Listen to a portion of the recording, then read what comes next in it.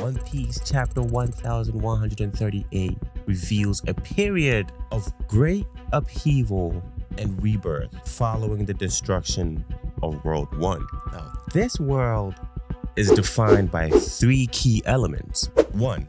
The wrath of the sea god, which is the great flood that drowned the past. 2. The forbidden star's remnants, which is the birth of devil fruits and mythological powers. And 3. The rise of tyrants and how the 20 kings stole the world.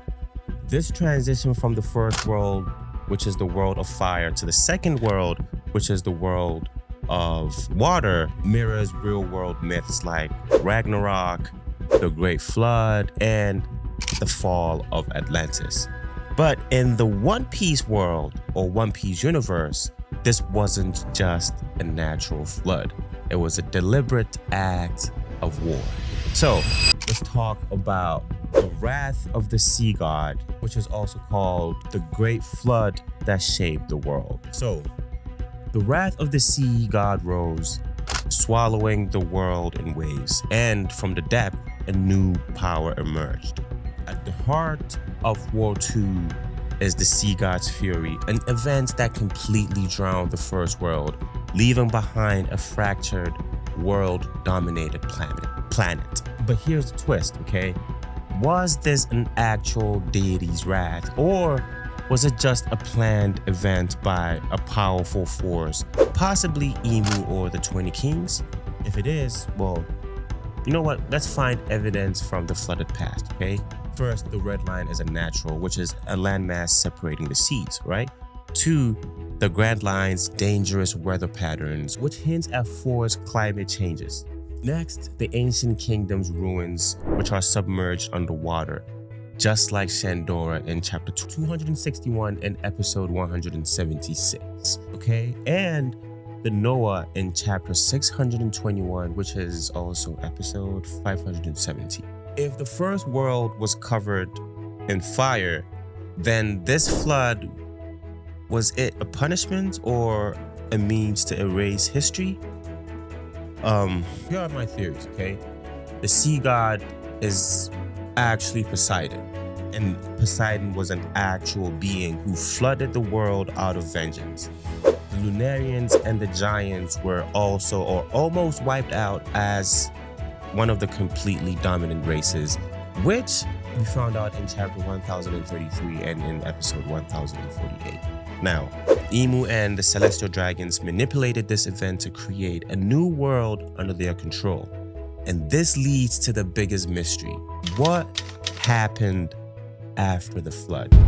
Next, the birth of devil fruits, which is fragments of the lost god.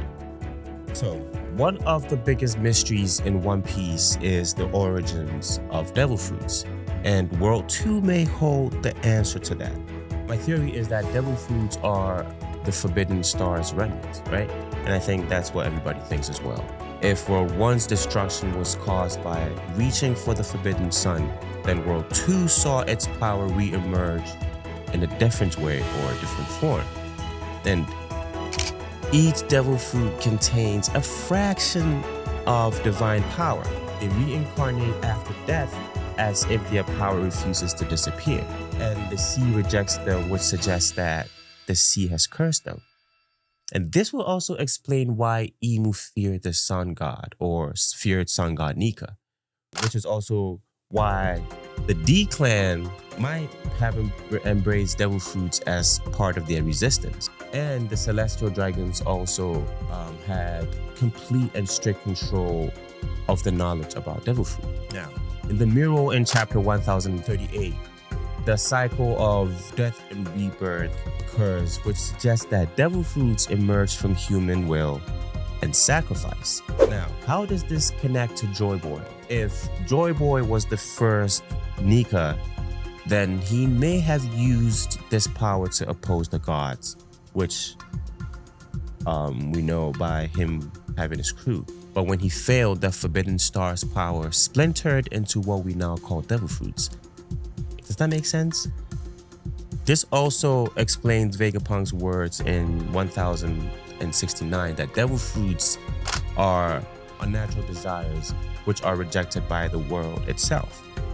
In short, World 2 was the dawn of a natural power, and this gave rise to a new ruling class, which are the Celestial Dragons. Now, let's talk about the rise of the Celestial Dragons, okay? Well, they stole the throne of the gods, right? The 20 kings are often framed as saviors, but what if they were the true villains of history, which the people of the One Piece world don't know, right? The mural suggests that they weren't divine beings. They were just men who seized power during the chaos. This aligns with what we know already, right? And that is the Celestial Dragons falsely claim godhood, which we found out in chapter 761 and in episode 700. They erase the true history, ensuring no one questions their rule, and then they fear the return of Joy Boy because he threatens to undo their empire. If the Celestial Dragons used the flood to wipe out the past, then their obsession with blood purity makes more sense, right? They didn't just want power, they wanted to erase anyone capable of challenging them. How did they control the world? They built the Holy Land atop the Red Line, literally above everyone else. Then they enslaved the survivors, ensuring that no one remembered World 1. They branded the D-Clan, or the people of the Fragmented Moon, as enemies despite the fact that they were once rulers. This is why the Void Century exists, right? This is why Joy Boy's name was erased, and this is why Imu's throne is surrounded by shadows, because their rule is built on lies. But history repeats itself. And if Luffy or Luffy's Gear 5 awakening is any indication, then the cycle is breaking, right? Which leads us to the Red Line and the greatest lie ever told. One of the most interesting details in the mural is the presence of the Red Line. The Harley texts state that from the blood of the land, a serpent rose, splitting the world apart. This directly implies that the Red Line is not natural, but a construct of war. So what does this mean? Well, the Red Line was not always there. It was created to divide the seas, and the All Blue is proof of that, right? Because it once existed, it was destroyed when the Red Line was built. Next, the Celestial Dragons control the world through separation, ensuring no one unites against them. Now, if the Red Line was deliberately built, then Luffy's ultimate goal must be to destroy it, right? And this perfectly aligns with Sanji's dream of the All Blue, as well as Madame Charlie's prophecy in chapter 905 and in episode 788 that Luffy will down the Holy Land. And this brings us to the final war, the battle to restore World 1. The end of World 2's reign signals the beginning of the final battle, right?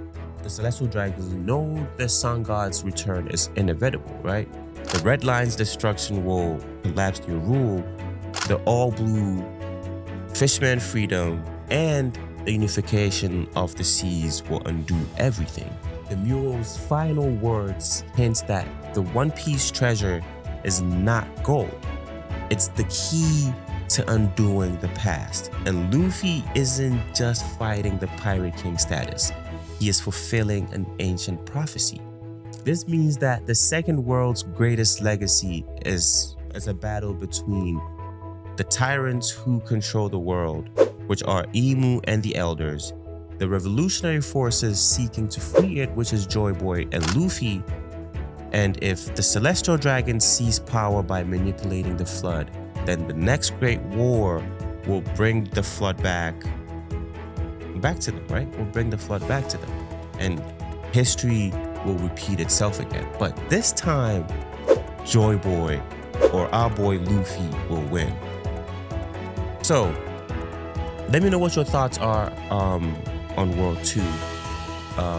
Now, what my thoughts are, basically, well, the Sea God reshaped the planets with the world-ending flood, and devil fruits emerged from the Forbidden Star as fragments of the lost power, and that the red line was a construct, not a natural formation. Next will be Luffy's goal, and Luffy's goal isn't just freedom. It's restoring the lost world. Will the red line fall? Will the world return to its original form? And is the One Piece the key to reversing the cycle, right? The final war will answer all of this. We just have to wait until the next one. But wait for my next video, which will be World 3, okay? Thank you guys for watching. Let me know what you guys think about it. If I missed anything, drop your thoughts in the comments below. I'm really, really eager to learn what you guys also took from the mural because, boy, Oda is cooking, boy. Anyway, thank you. Love you guys. If you watch all the way through, comment Goda the Great. I think that should be a good one, okay? Goda the Great. Until the next one, peace.